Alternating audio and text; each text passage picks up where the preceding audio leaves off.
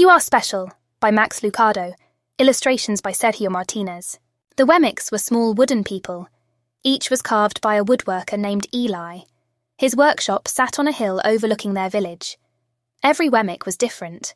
Some had big noses, others had large eyes, some were tall and others were short. Some wore hats, others wore coats, but all were made by the same carver and all lived in the village. And all day, every day, the wemicks did the same thing. They gave each other stickers. Each wemick had a box of golden star stickers and a box of grey dot stickers. Up and down the streets all over the city, people could be seen sticking stars or dots on one another. The pretty ones, those with smooth wood and fine paint, always got stars. But if the wood was rough or the paint chipped, the wemicks gave dots. The talented ones got stars too. Some could lift big sticks high above their heads or jump over tall boxes. Still others knew big words or could sing pretty songs. Everyone gave them stars. Some wemicks had stars all over them. Every time they got a star, it made them feel so good. It made them want to do something else and get another star. Others, though, could do little. They got dots. Punchinello was one of these. He tried to jump high like the others, but he always fell. And when he fell, the others would gather around and give him dots. Sometimes when he fell, it would scar his wood, so the people would give him more dots. He would try to explain and say something silly, and the wemicks would give him more dots. In fact, he had so many grey dots that some people would come up and give him one without reason. He deserves lots of dots. The wooden people would agree with one another. He's not a good wooden person. After a while, Punchinello believed them. "I'm not a good wemick," he would say. The few times he went outside, he hung around other wemicks who had a lot of dots. He felt better around them. One day he met a wemick who was unlike any he'd ever met. She had no dots or stars. Her name was Lucia. It wasn't that people didn't try to give her stickers, it's just that the stickers didn't stick. Some admired Lucia for having no dots, so they would run up and give her a star. But it would fall off. Some would look down on her for having no stars, so they would give her a dot.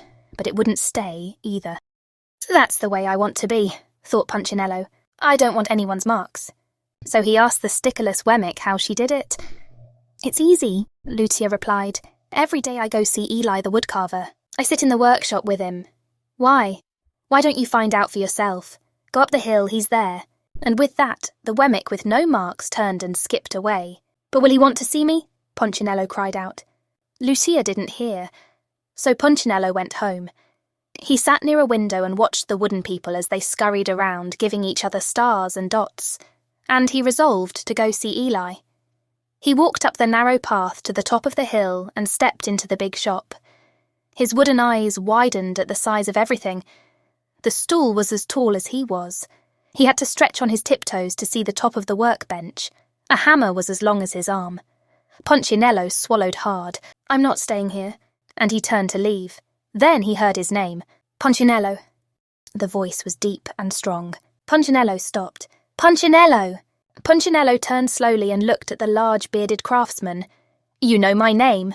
the little wemick asked. "Of course I do, I made you." Eli set him on the bench. "Looks like you've been given some bad marks." "I didn't mean to, Eli. I really tried hard."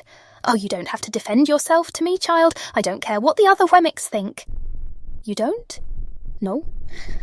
What they think doesn't matter, Punchinello. All that matters is what I think. And I think you are pretty special." Punchinello laughed. "Me special? Why? I can't walk fast. I can't jump. My paint is peeling. Why do I matter to you?"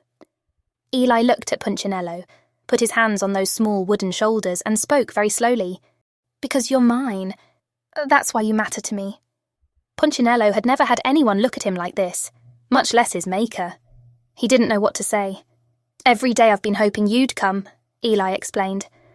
"I came because I met someone who had no marks. Why don't the stickers stay on her?"